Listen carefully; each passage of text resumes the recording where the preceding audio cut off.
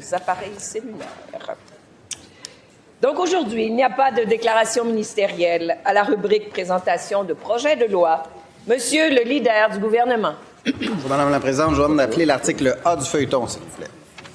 À l'article A du feuilleton, Monsieur le ministre de la Justice présente le projet de loi numéro 25, loi visant à accroître la confiance du public envers le système de justice en modernisant la déontologie judiciaire et mettant en œuvre certaines recommandations du Comité de la rémunération des juges pour la période 2023-2027.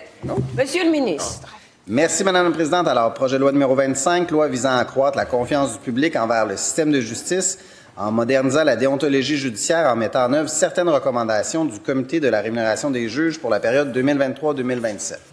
Ce projet de loi modifie la loi sur les tribunaux judiciaires afin de moderniser la déontologie judiciaire et d'actualiser les responsabilités des juges en autorité ou ayant des fonctions de coordination à la Cour du Québec afin d'accroître la confiance du public envers le système de justice. Le projet de loi clarifie les fonctions de ces juges, notamment en matière d'assignation des causes. Il prévoit aussi expressément que ces juges doivent s'assurer que la Cour rend justice dans un délai raisonnable avec célérité et diligence.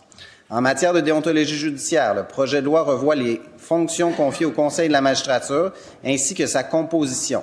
Il attribue également la vice-présidence au juge municipal en chef. Le projet de loi clarifie ensuite le processus déontologique du dépôt de la plainte jusqu'à la décision afin d'assurer la transparence et l'équité du processus. Il met également en place des outils permettant tant la prévention des manquements qu'une réponse adaptée à la gravité des manquements commis, notamment par l'ajout de nouvelles sanctions que le comité chargé d'enquêter peut recommander au Conseil lorsqu'une plainte s'avère fondée. Il prévoit la publicité des décisions du Conseil et il introduit des dispositions visant à assurer leur mise en œuvre.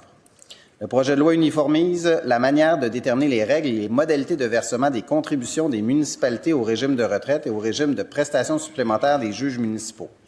Par ailleurs, le projet de loi vise à mettre en œuvre la résolution de l'Assemblée nationale du 24 septembre 2024 concernant certaines recommandations du rapport du 2 avril 2024 du Comité de la rémunération des juges pour la période 2023-2027, tel que modifié par un addenda remis le 12 avril 2024. Il vise également à mettre en œuvre les recommandations du Comité dans son rapport du 4 septembre 2025.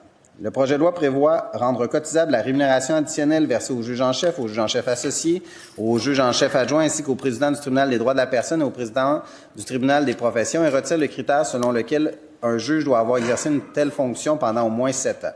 Le projet de loi permet également aux juges municipaux à la séance, lors de leur intégration au régime de retraite des juges de la Cour du Québec, de racheter des années de service passées et de transférer dans ce régime les années cotisées dans un régime de retraite du secteur public. Le projet de loi modifie l'âge maximal de la participation au régime de retraite des juges de la Cour du Québec, des juges municipaux et des juges de paix magistrats et au régime de prestations supplémentaires de ces juges, en vertu des limites applicables et des règles fiscales en vigueur, de sorte que les juges puissent fractionner l'ensemble des prestations payables du régime de prestations supplémentaires. Le projet de loi met à jour les hypothèses utilisées pour le calcul des valeurs actuarielles lors du partage du régime de retraite entre conjoints qui se séparent.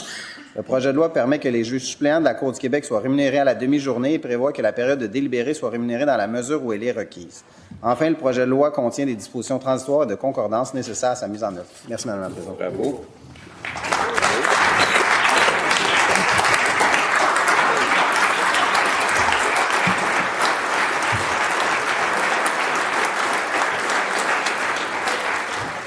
Et je reconnais Monsieur le leader de l'opposition officielle. Je vous écoute. Oui, Madame la Présidente, nous souhaitons la tenue de consultations particulières quant à ce projet de loi. Merci. Est-ce que l'Assemblée accepte d'être saisie de ce projet de loi?